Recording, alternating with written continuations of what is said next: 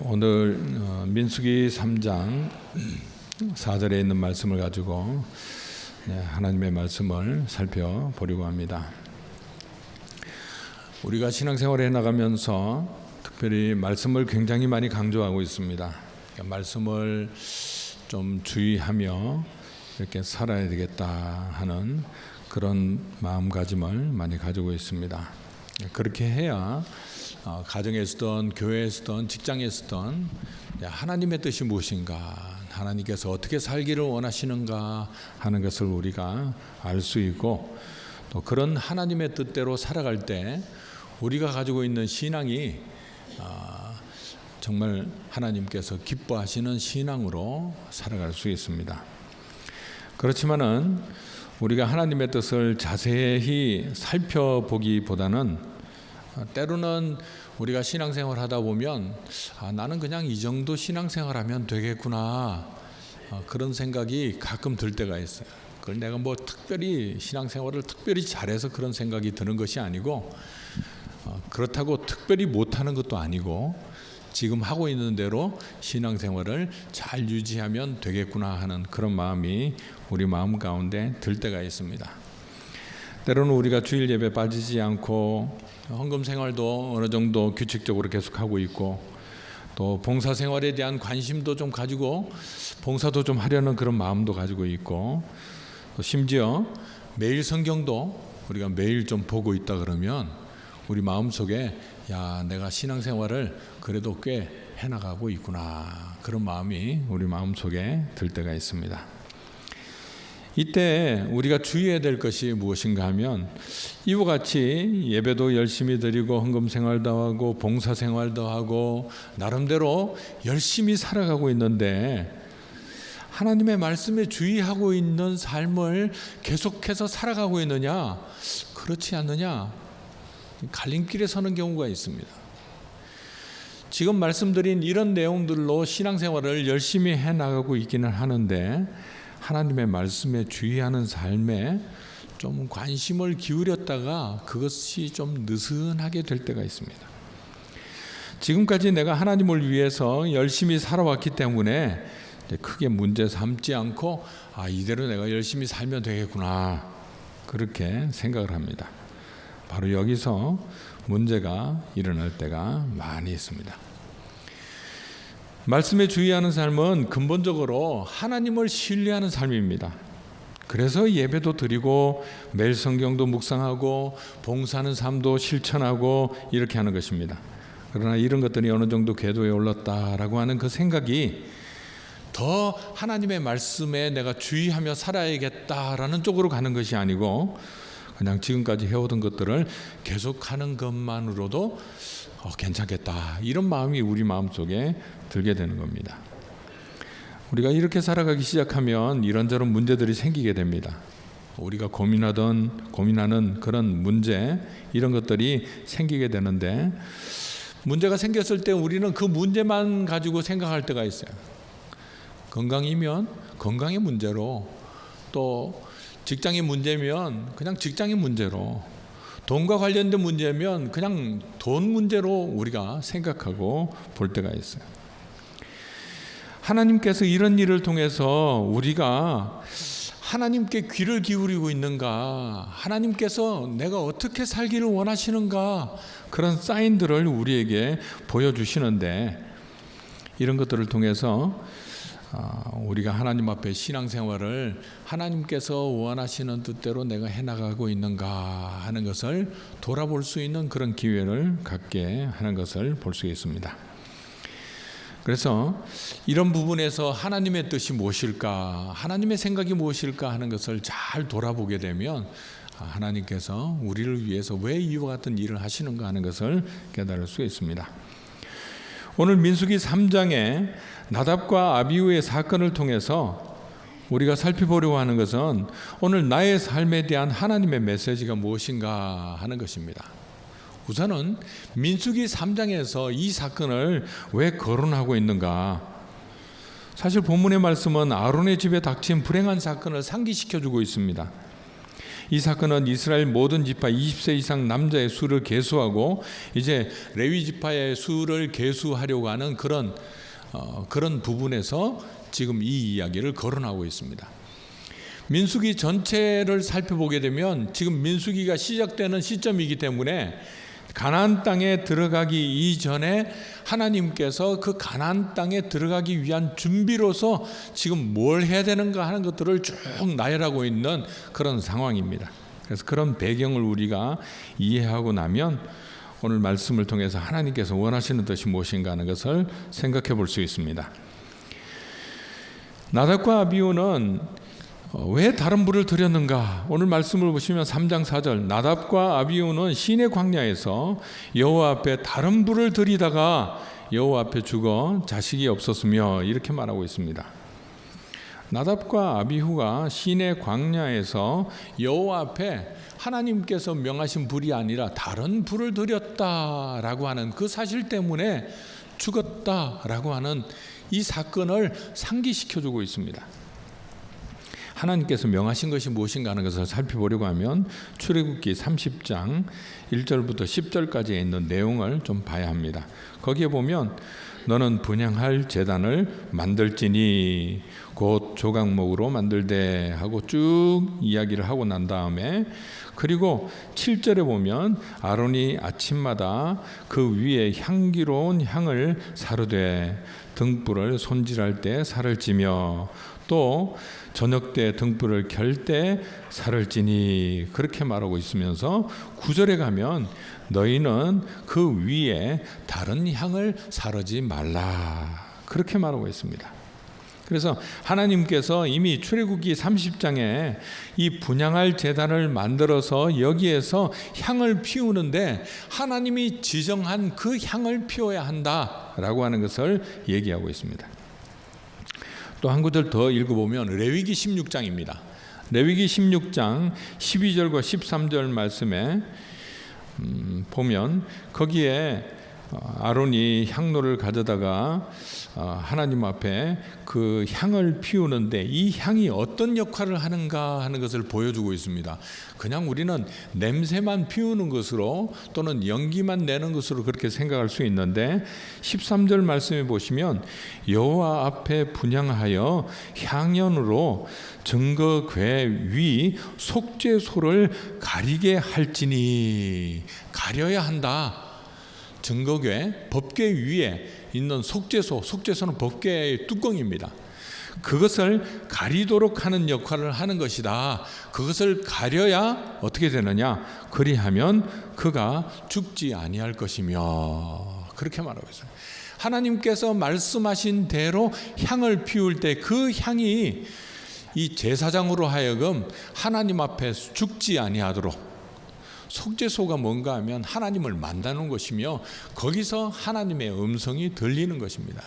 그래서 하나님을 보는 곳이라고 말할 수도 있습니다. 그래서 그 향을 통해서 하나님 앞에 자신을 가리도록 그렇게 만들고 있습니다. 그걸 통해서 자기가 죽지 않도록 그렇게 해야 한다. 설명을 다 해주었습니다. 이런 하나님의 명령이 있었음에도 불구하고 왜 다른 불을 드렸을까? 그래서 우리가 혹시 이 나답과 아비후가 명령을 듣긴 들었는데 잊어버렸는가? 아니면 명령을 좀 대수롭지 않게 그렇게 생각해서 그런가? 사실은 정확하게 알 길이 별로 없습니다. 그래서 지금 이 사건이 일어난 레위기 10장으로 가서 한번 전체 문맥을 한번 살펴보면 왜 그와 같이 했는가 하는 것을 좀 추정할 수 있는 이야기가 있습니다. 레위기 10장 1절에 보면 아론의 아들 나답과 아비후가 각기 향로를 가져다가 여호와께서 명령하시지 아니하신 다른 불을 담아 여호와 앞에 분향하였더니 그렇게 말하고 있습니다.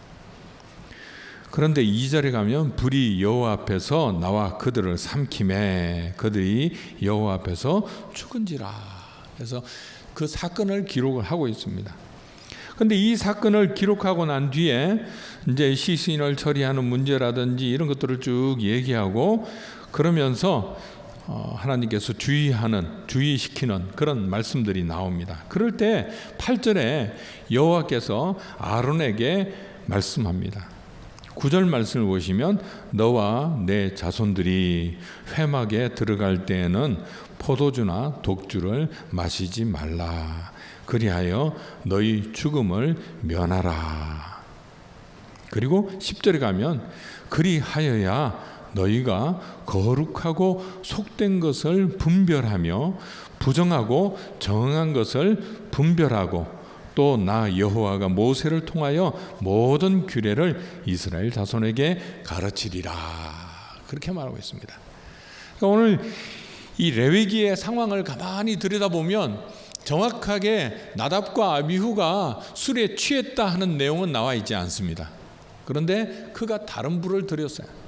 다른 불을 드리고 난 다음에 죽고 난 이후에 여호와 하나님께서 모세에게 하시는 말씀이 뭐냐면 너희들이 회막에 들어갈 때는 포도주나 독주를 마시지 말라. 그렇게 이야기하고 있습니다. 그 이야기를 가지고 우리가 유추를 해보면 나답과 아비후가 어떤 상태로 지금 회막에 들어갔다는 이야기입니까? 술에 좀 취한 상태로 들어가게 된 거예요. 물론 회막에 들어가려고 하는데 일부러 술을 마시고 들어갔을 리는 없을 거예요. 물론 하나님의 일을 할 때 그런 분별력이 분명히 있어야 한다는 것을 잘 알고 있을 것입니다. 그러나 어떻게 하다 보니까 그런 일이 일어났을 것이라고 생각할 수 있습니다. 어쨌든 취한 상태로 들어가서 하나님께서 명하신 그 불로 하나님 앞에 향연을 드려야 되는데 그렇게 하지 못했다라고 하는 사실을 얘기해 주고 있습니다. 오늘 이것은 하나님의 일을 할 때 우리가 분별력 있게 일해야 한다는 점을 가르쳐 주고 있습니다. 우리가 느슨한 마음으로 좀 해이해져 있는 마음으로 그냥 특별하게 생각하지 않는 그런 마음을 가지고 우리가 일을 하려고 하게 되면 정확한 하나님의 뜻도 알지 못한 채 일하게 된다는 것을 보여주고 있습니다. 그렇게 일하면 차라리 안 하는 것보다 못한 일이 되고 만다는 겁니다. 왜냐하면 단순히 제사장으로 맡은 직분을 하기만 하면 되는 것이 아니라 그렇게 행하는데 특별한 하나님의 목적이 있기 때문에 그렇습니다. 우리가 이 사건을 생각하면서 나답과 아비후가 굉장히 신앙이 별로인 사람인가 혹시 이렇게도 생각할 수 있습니다. 근데 꼭 그렇지는 않은 것 같아요. 출애굽기 24장 9절 말씀을 보시면 이런 말씀이 있습니다.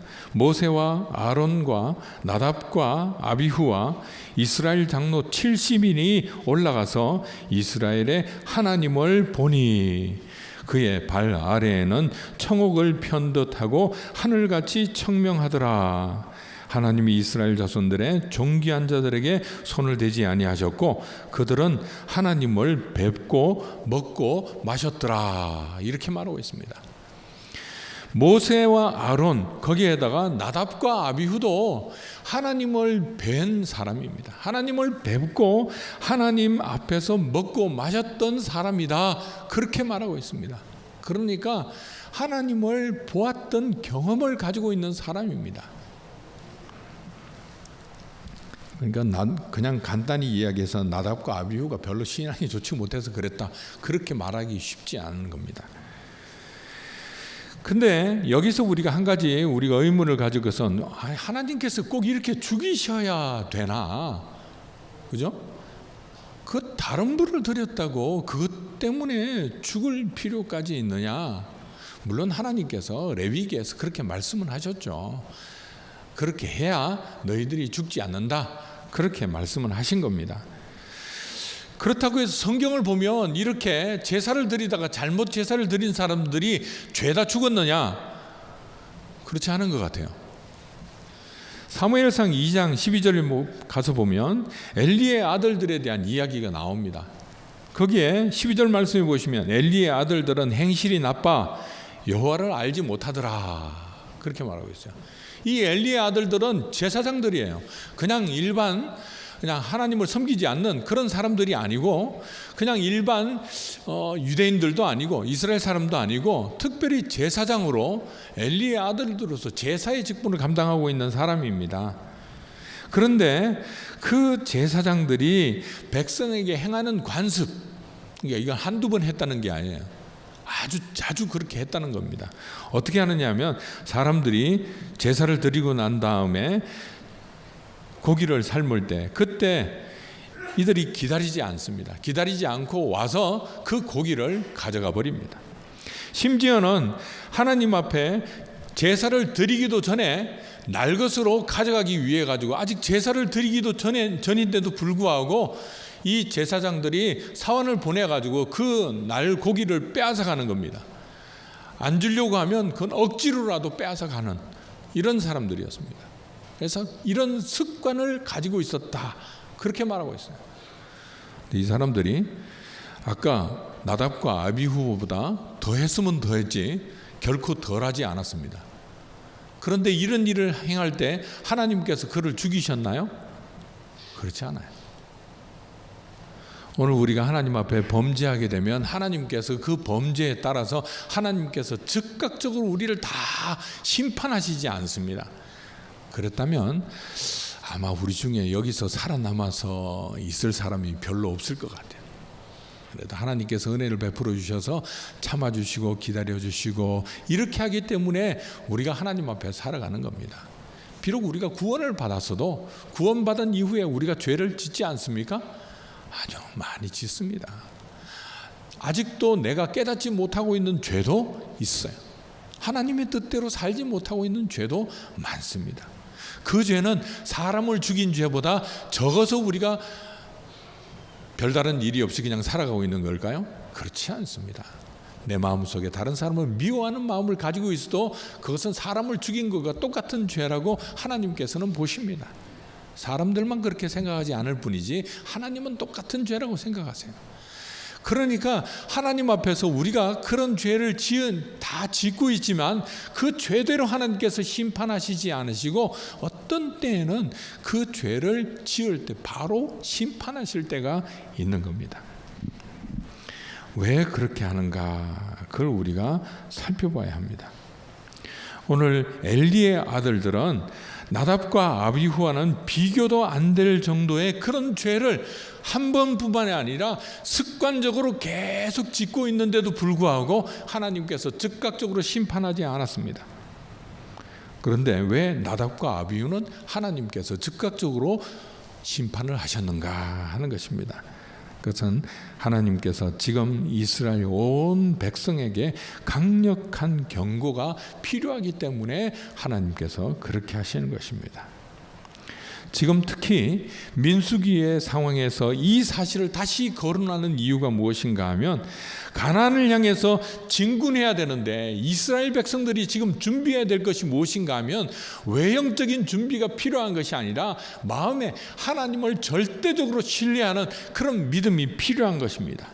예를 들어서 이스라엘 백성들이 여리고성을 함락하기 위해서 하나님께서 말씀하신 대로 여리고성을 돌라 그렇게 말했는데 만약에 하나님의 방법이 별로 마음에 안 들어가지고 나는 그렇게 못하겠다, 어떻게 그렇게 해가지고 되겠느냐 해가지고 자기는 만약에 빠진다고 한다면 여리고성이 무너지겠습니까? 무너지겠습니까?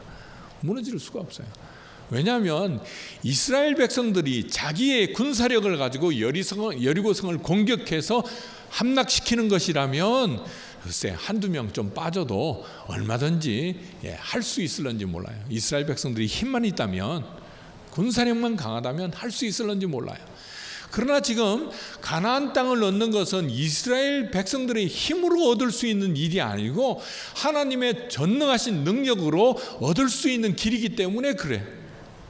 그러니까 이스라엘 백성들에게는 무엇이 필요한가 하면 전적으로 하나님께서 말씀하신 대로 그대로 순종하고자 하는 그런 믿음이 없으면 가나안 땅에 들어가지 못하는 거예요. 이제 우리 민수기 한 10몇 장에 가서 보게 되면 이스라엘 백성들이 가데스바네에서 가나안 땅을 정탐하는 그런 이야기가 나옵니다. 10명의 정탐군들이 다 뭐라고 얘기하느냐, 우리의 군사력으로 들어가서는 우리 승산이 없다, 절대로 이기지 못한다, 들어가지 못할 땅이다, 절대로 그거는 우리가 얻을 수 있는 땅이 아니다, 그렇게 말합니다. 그 사람들은 뭘 생각하고 있느냐, 우리의 군사력, 우리의 실력 가지고는 가나안 땅에 들어갈 수 없다, 그렇게 얘기하는 거예요. 나머지 두 사람은 뭐라고 얘기합니까? 우리 실력은 없지만 하나님께서 우리에게 주실 것이다. 하나님께서 우리에게 주시는 거예요. 오늘 우리가 믿음으로 살아간다고 하면서 우리가 하나님 앞에 가지고 있는 기도의 제목이 있습니다. 그걸 내 힘으로만 얻으려고 한다면 하나님의 말씀대로 그렇게 잘 살지 않아도 될런지 몰라요. 왜냐하면 어차피 내 힘으로 얻는 거니까. 내가 하나님의 말씀대로 순종하는 게 그렇게 도움이 안 될 수 있어요. 차라리 내가 그 시간에 좀 더 일하고 더 준비를 해가지고 그걸 얻을 수 있어요. 근데 내가 얻을 수 없는 일인데 하나님께서 나에게 주셔야 할 것이라면 나는 어떻게 됩니까? 나는 하나님께서 말씀하시는 대로 살아야 합니다. 그래야 하나님께서 주시는 것을 내가 얻을 수 있는 겁니다. 오늘 이스라엘 백성들에게 지금 민수기에서 준비하고 있는 것은 다 무슨 준비냐 하면 너희들의 실력으로 가나안 땅을 얻을 수 있는 것이 아니고 하나님께서 가나안 땅을 주실 것이다. 그러니까 하나님께서 우리에게 주시는 방법이 무엇인지를 잘 알고 그 방법을 따라 순종을 해야 그 땅을 얻을 수 있는 것이다. 그걸 가르쳐 주는 거예요. 그것을 가르쳐주는 그런 민수기 초반기에 바로 이 사실을 다시 한번 부각시킴으로써 하나님 앞에 왜 우리가 하나님의 말씀에 귀를 기울여야 할 것인가 하는 것을 우리에게 말씀해 주고 있습니다. 오늘 이것을 우리가 잘 알게 되면 오늘 우리의 삶 속에 어떤 것이 정말 중요한가 그걸 우리가 깨달을 수 있어요. 존 메가더가 쓴 다른 불이라는 책이 있습니다. 책 이름이 다른 불이라는 책이에요. 오늘 이 본문을 다루고 있는 그런 책이기도 합니다. 근데 이분이 여러 가지 지적을 하고 있는 거예요. 오늘날 하나님을 믿는다라고 하는 사람들 중에 하나님의 말씀에 귀를 기울이지 않고 정말 하나님의 뜻이 무엇인가 거기에는 관심을 기울이지 않고 적당히 그냥 하나님을 위해서 사는 것, 이렇게 살아가는 사람들이 너무 많다는 것을 얘기하고 있습니다. 많은 사람들이 예배를 드리고 있는데 어떻게 예배를 드리고 있느냐 하면 성령을 구경거리로 만드는 그런 행위, 사실은 하나님께서 가정이 여기시는 그런 방법으로 예배하면서도 그걸 하나님께 드리는 예배라고 생각하는 사람들이 많다는 걸 지적하고 있어요. 요즘 성령운동이 많이 일어나고 있습니다. 물론 과거에서도 많이 있었죠. 그러나 이 성령운동이 변질되기 시작하는 것들도 많이 있습니다. 그래서 성령께서는 황홀경을 일으키는 전류나 허튼 소리로 정신을 혼미하게 만드는 말쟁이나 건강과 부를 갈구하는 이기적인 소원을 무작정 들어주시는 우주의 요정이 아니시다. 참되신 하나님의 영께서는 자기 백성을 아무런 의미 없이 개처럼 짖게 하시거나 하이에나처럼 웃게 만들지 않으신다.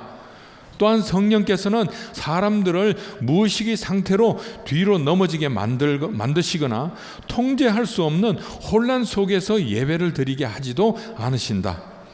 그분은 거짓 선지자, 거짓 치료자, 기만적인 텔레비전 전도자를 통해 자신의 왕국을 건설하지 않으신다. 그렇게 말하고 있어요.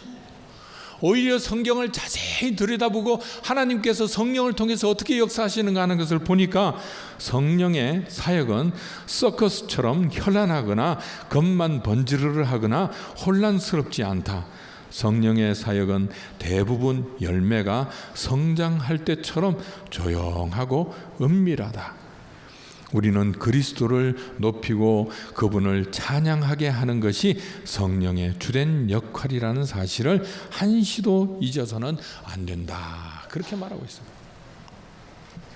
거기에서 제임스 패커의 말을 인용하면서 성령께서는 우리에게 나를 보라, 내 말을 들으라, 내게 오라, 나를 알라 이렇게 말씀하지 않으시고 항상 그를 바라보라, 그의 영광을 보라, 그에게 귀를 기울여라, 그의 말을 들으라, 그에게 가서 생명을 얻으라, 그를 알고 그가 주시는 기쁨과 평화의 은사를 맛보라 이렇게 말씀하신다. 그렇게 인용하고 있는 것을 볼 수 있어요. 하나님을 위해 산다라고 하면서도 결국은 자기를 높이는 길로 가고 있다는 것을 지적하고 있는 겁니다. 사실은 성령께서 정말 역사하면 사람을 높이는데 사람의 마음을 이끄는 것이 아니고 오히려 하나님을 바라보도록, 예수 그리스도를 바라보도록 한다는 것을 얘기하고 있습니다. 오늘 우리가 하나님께 귀를 기울이지 않고 우리가 신앙생활을 하게 되면 하나님의 생각과는 상관없이 이게 정말 하나님의 뜻인가 아닌가 하는 것을 살펴볼 그런 시간도 갖지 못한 채 하나님께서 내가 하나님을 위해서 하는 일인데 하나님께서 기뻐하시지 않겠어? 하는 그런 마음을 가지고 살아가기 쉽다는 것을 얘기해 주고 있습니다. 그래서 우리가 하나님의 말씀에 주의하는 삶을 살 때 그때 우리의 신앙이 정말 하나님께서 기뻐하시는 그런 신앙생활을 할 수 있다는 것을 보여주고 있습니다. 이제 우리가 하나님 앞에서 매일 성경을 통해서 말씀을 묵상하는 훈련도 하고 그런 것을 통해서 내가 하나님 앞에 이렇게 예배를 드려야겠다, 또 하나님 앞에 이렇게 헌신하고 봉사해야겠다, 이런 마음들이 들어서 점점 우리의 신앙이 자리잡아가기 시작할 때 그때 우리가 주의해야 될 것이 내가 계속해서 하나님의 말씀에 귀를 기울이고 있는가, 그걸 돌아볼 수 있어야 한다, 이걸 놓치지 말아야 한다, 그걸 가르쳐주고 있습니다. 그렇게 하게 될 때 우리 앞에 하나님께서 우리에게 약속하고 있는 가나안 땅이라고 하는 것을 어떻게 얻을 수 있는가, 그걸 우리가 얻을 수 있는 그런 복을 누리도록 하나님께서 하신다는 것을 보여주고 있습니다.